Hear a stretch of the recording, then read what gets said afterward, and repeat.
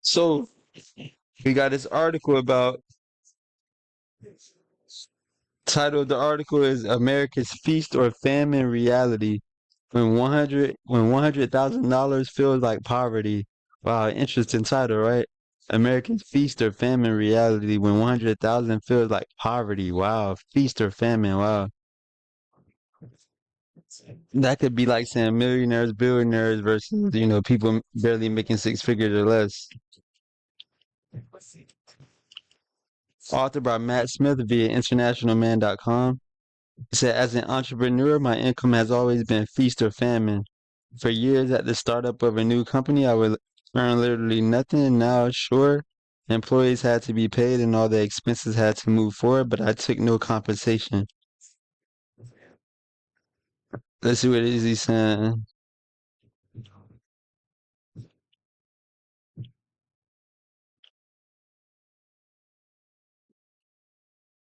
He said, "What is a livable income? What is a survivable, livable income today? How much do you really need to live a reasonably prosperous life?" Interesting. In our trips back to the U.S., so this is based on U.S. standards. I would often comment to my wife, "I don't know how people can afford any of this. Prices had gone so up so much on virtually everything you can imagine, from food to housing, car insurance, health insurance. It's insane." And saying that I started saying no to travel or new purchases I never would have given 2 seconds thought to before.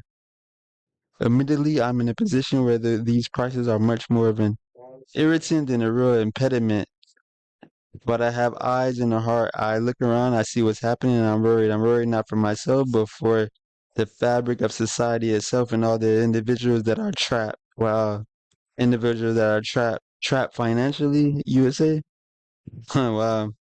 These individuals include not just random strangers, but friends and family, people I love. For my mom and dad who are retired and but who work hard, to my siblings whose careers are at risk of the shaky economy and who are being slowly subsumed by the steadily rising prices of things. 2 years ago, while in the U.S., I thought, how are people earning less than 100,000 a year and making ends meet? Interesting. How are people earning less than 100,000 making years meet? 100 grand is, or at least was, a lot of money. You are in a privileged status to have that kind of earnings power, and yet today you can earn 100 grand and be on the cusp of legitimate poverty. Wow. Strategist Michael Green made this clear in his recent essay. Interesting. Yeah, they keep bringing up Michael Green put out this essay about even 100,000 as poverty. Part one: My life is a lie. How a broken benchmark quietly broke America. I strongly encourage you to read it. Michael wanted to know more about Americans' poverty stats. Perhaps he'd been asking himself many of the questions I had. How are people making it? What he discovered is shocking and disturbing, but totally believable. According to Uncle Sam, if you're a family of four earning 30,000 a year, you are living below the poverty line. If you're above that line, theoretically you're doing okay, but not great, but you can survive. As Michael demonstrates, that simply is not true. In fact, it takes a lot more income to stay out of poverty in America today. As a general rule, when you see a stat, figure out how it's calculated. The government estimated the cost of a basic food diet for a family, basic food for.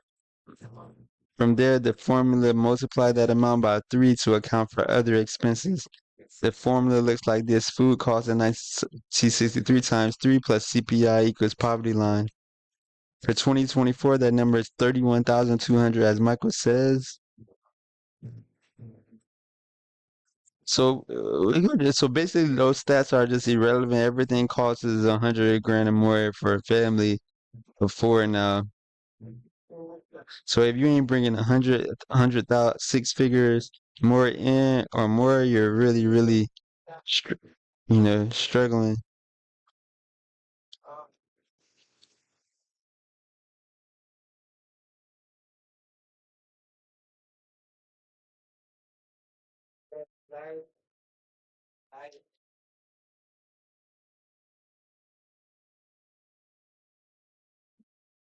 You said the threshold should be somewhere between 130 and 150,000. Wow.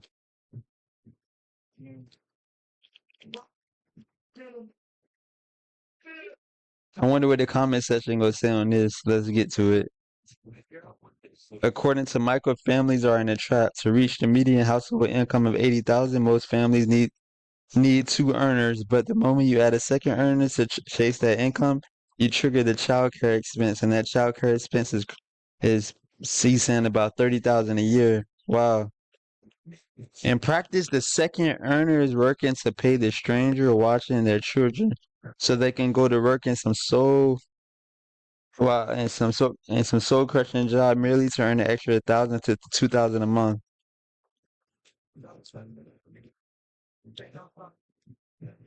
Wow. He said the real poverty line in America is 140,000 a year. Wow. And how come Michael Green is the only guy, you know, being the pioneer of this new poverty line shit?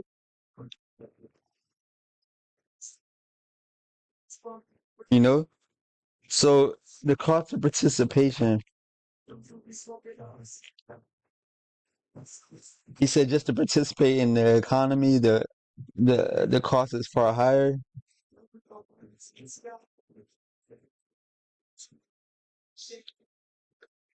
said he goes on, you need phones, so today the cost of participation for a family of four is not 58, it's at least 200 a month just for the phone and email check.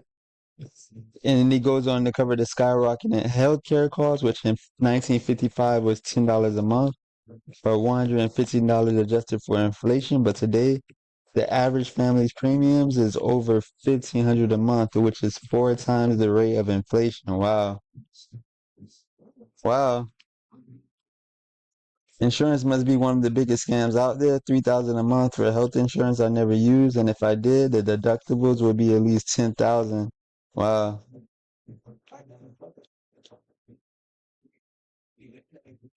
So everything's going up with that. Taxes too are a requirement of participation in the economy. In 1955, the Social Security tax was 2% on the first 4,200 of income. But today, a family earning the median 80,000 pays over 6,100. That's six times the rate of inflation. Wow. Taxes, insurance, child care, the fact that the median car in America sells for over 50 racks. Car insurance, cell phones, and housing expenses consuming 35 to 50% of income or more. These are the costs of participation. The interest fee you must pay simply to be in the city, in the country, and maybe just maybe reach escape velocity someday. For a median family, the cost of participation in the economy is roughly 50,000 a year. The broken welfare system. He says the welfare system locks people in certain levels of income and makes it virtually impossible for them to escape. They see the EBT cards, they see the immigrant family receiving housing support while they face eviction. Wow. They are seeing people getting for free the exact things that they are working 60 hours a week to barely afford. Wow.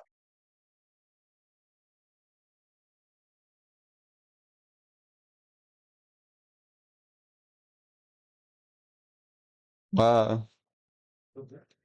Let's get to the comment section, man, because I'm interested. So basically, yeah, it's out of control how much. That's only 10% of people make this much.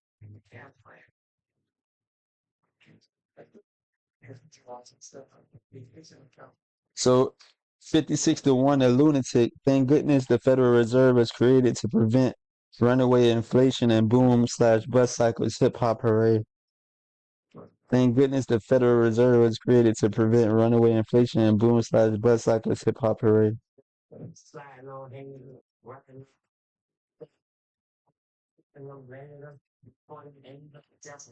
Don't forget you rent your money and it costs everyone all their work from January 1st through tax day.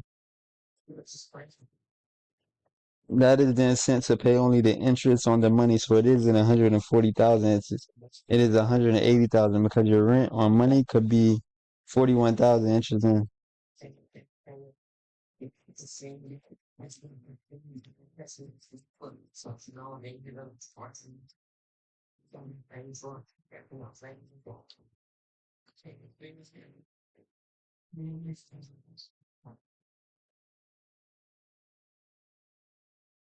Yeah, all the woes stem from issuance of unaccountable counterfeit currency. It corrupts everyone and everything. When there are no checks on our wants and desires, everyone tries to get as much as they can for as little work as possible. It is the perfect fuel for corruption. This is why I essentially harp on this topic. It is the root of all of our problems. 22 to 0, I will comply. Profile name, Negro Fish 68084. A lot of people don't get it, but inflation, devaluation, people selling you the worst quality for the highest price, crapflation, shrinkflation, welfare, including corporate, loan insanity, crime, wage slavery, rent lifers, bailouts, etc., etc. Wow, 8 to 0 on that comment. Uh,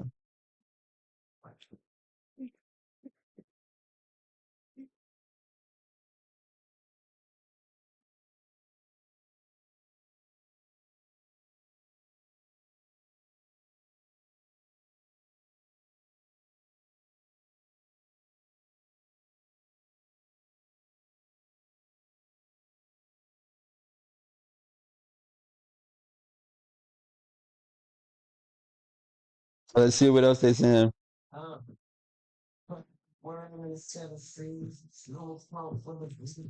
He said ending the Fed and the tearing down the multi-trillion dollar welfare state fueled by it would solve at least 50% of the country's problems. Interesting. By 34 to 1 by Media Schoolerberger Gruber.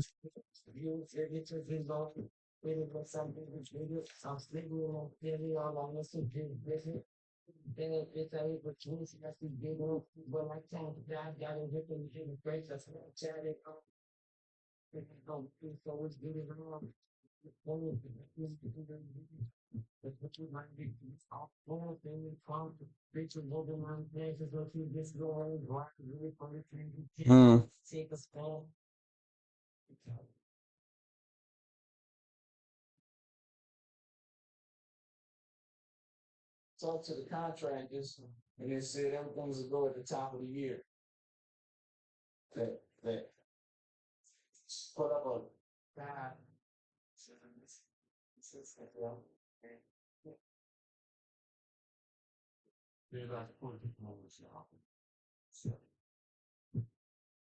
Right. Someone said we've hit the iceberg long ago. Trump just bought a time to fashion out our own rafts and paddle away. Wow, this show have lies. You're fed correct. 99% of people are in total denial. The illegals' dependence on violence is a good indicator of what's coming. Wow.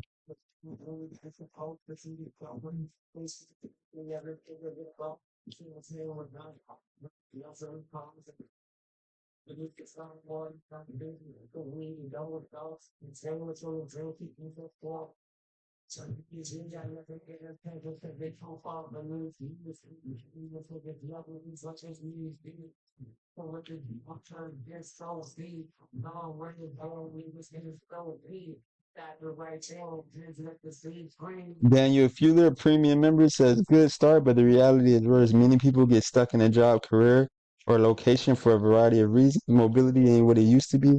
You better not check it all and go to Cali unless you are very rich. You can be stuck in a small town where housing is cheap, but there are no careers. Or follow your career and never ever own a house. Wow, 22 to 0. Daniel Fuller, premium member. It's a vicious paradox. Building real wealth and freedom requires real discipline, balls, and a genuine entrepreneurial spirit. Then the George Carlin quote about the American dream: "You have to be asleep to believe it." Wow. So that's what it is, man. Like, comment, subscribe. Americans feast or famine reality when 100,000 feels like poverty.